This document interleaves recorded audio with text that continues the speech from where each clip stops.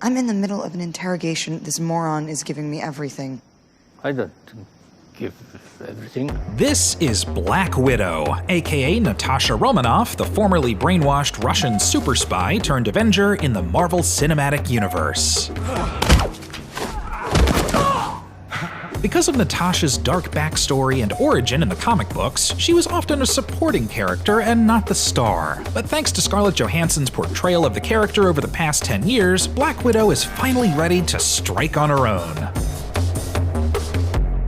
Created in 1964 by Stan Lee, Don Rico, and Don Heck, Black Widow first appeared as a Russian spy antagonist in Tales of Suspense issue number 52 featuring Iron Man. But this gorgeous new menace actually looked a lot different from the Black Widow we're all familiar with. She looked like a sassy dame ready for a night out on the town. Slowly but surely, her look evolved into something more appropriate for combat and sleuthing after Amazing Spider-Man issue number 86 in 1970. Some fans actually theorized that the inspiration for this design came from another Avenger, Emma Peel of the British Avengers TV series. Natasha defected to the US thanks to a short-lived romance with Hawkeye and would go on to work with the US government, S.H.I.E.L.D., and the Avengers. She teamed up with them on and off throughout the following decades, as well as other heroes like Daredevil and Spider-Man.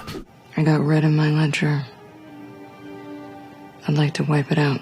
But how did Natasha Romanoff become this deadly femme fatale? Details of her origin in comics are a little scattered and conflicting at times. However, the main consistent plot points are that she was born in the Soviet Union as Natalia Alianova Romanova sometime around World War II, orphaned, adopted by Ivan Petrovich, and eventually handed over to the USSR's Black Widow Ops program, aka the Red Room. It's there that she was trained to be a deadly lethal spy, brainwashed into being the perfect killer, and forcibly given de-aging formula. But the Red Room isn't all that bad. They do offer ballerina classes. Even after becoming a key member in the Marvel comic book world, she didn't really appear in other media. She popped up briefly in the 1966 cartoon The Marvel Superheroes, as well as the 2006 direct-to-video Ultimate Avengers movies. In 2004, the idea of a Black Widow film began floating around with X-Men and X2 scriptwriter David Hayter attached. Ultimately, though, that project was abandoned. However, things drastically changed for Black Widow in 2010, all thanks to Scarlett Johansson's scene-stealing, ass-kicking performance in Iron Man 2.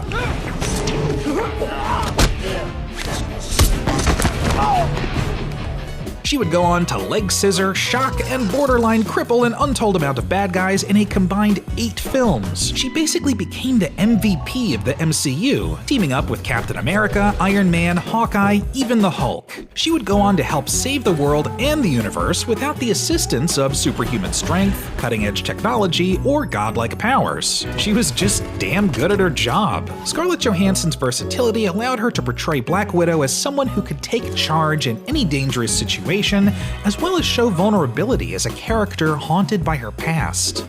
This family. And I was better because of it.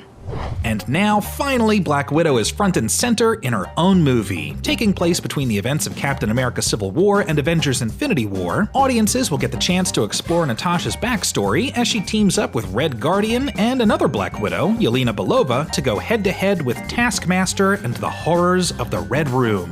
Beyond that, the future of Black Widow is cloaked in mystery for the time being because, spoiler alert, she did die in Avengers Endgame. But regardless of her past or her future, the Avengers and all of the MCU wouldn't be the same without her.